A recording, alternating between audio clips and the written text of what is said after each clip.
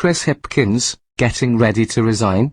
Rumours abound that the leader of the New Zealand opposition, Labour MP Chris Hipkins, may well be getting ready to resign before suffering a party vote of no confidence and being rolled by Labour's Kieran McAnulty in 2024.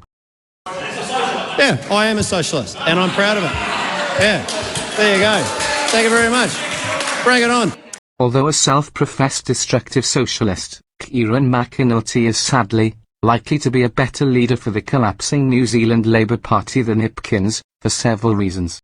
Jacinda Ardern and Chris Hipkins took the traditional centre-left Labour Party and turned the party into a far-left lookalike Labour Party, betraying the vast majority of their supporters in the process, and worse still, inflicting enormous physical and psychological damage on the country as a whole. This will unfortunately take ages to fully recover from. Yet, Hipkins thinks his great friend, Miss Ardern, was a wonderful inspirational leader. The same guy doesn't even know what a woman is. The mind boggles. How do you and how does this government define a woman?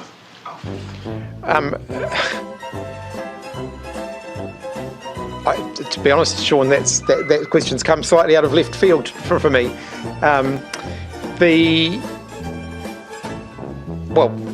Biology, sex, gender. People define themselves. People define their own genders. But I wasn't expecting that question, so it's not something that I've, pre-formulated an answer on. But in terms of gender identity, I think people define their gender identity for themselves. Hipkins not only should resign from being Labour Party leader, he should also resign from the Labour Party altogether, and better still, he should leave Parliament for good. And never practice politics again, much like his predecessor. Hipkins also has a very dubious track record of honesty. Think COVID, think Northland lockdown, and think the greatest lie of the century. Chris Hipkins got into politics young.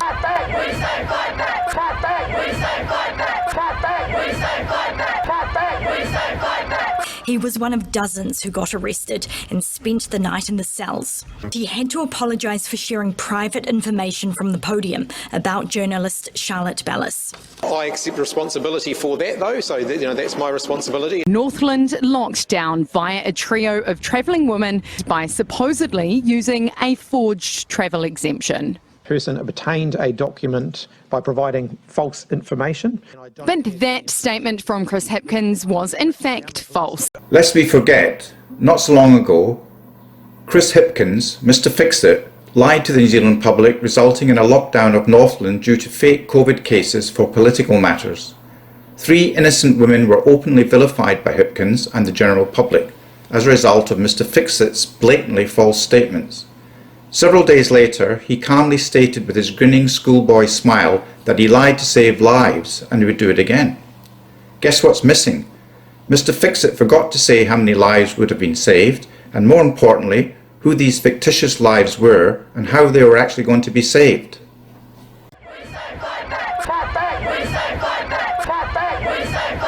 In terms of the vaccine mandates, I acknowledge that it was a challenging time for people, but they ultimately made their own choices. There was no compulsory vaccination. People made their own choices. There was no compulsory vaccination. People made their own choices. Of course, people were forced to take the COVID vaccination. Let's not play semantics with the meaning of the word forced. If someone broke into your house late at night and held a loaded gun to your partner's or your sleeping child's head, then demanded money or he'd shoot them, would you consider you had a choice, or would you consider that you were forced to pay the burglar? Hipkins blatantly lied when he said that nobody was forced to take the COVID-19 vaccination because they had a choice. People had a gun held to their heads. Lose your job, lose your livelihood, lose your home, lose your family, even become an outcast with different rights. Of course, people were forced to take the vaccination. There isn't a jury anywhere in the country that wouldn't find Chris Hipkins guilty. I rest my case. Chris Hipkins should definitely resign from the Labour Party and leave politics for good. Thank you for listening. Geraint, on behalf of WhangareiTim.